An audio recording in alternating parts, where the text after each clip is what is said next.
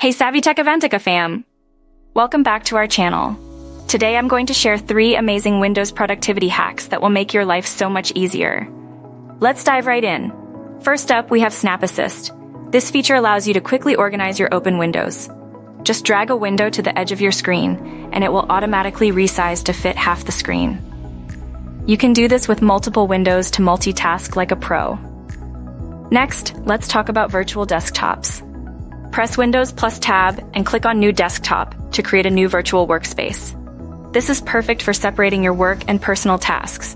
You can switch between desktops easily and stay organized. Lastly, we have Clipboard History. Press Windows plus V to see a list of items you've copied recently. This is super handy when you need to paste multiple items without losing track. Just enable it in the settings if you haven't already. And there you have it. 3 simple yet powerful Windows productivity hacks. If you found this video helpful, make sure to give it a thumbs up, share it with your friends, and don't forget to subscribe to Savvy Tech Avantika for more tech tips and tricks. See you in the next video.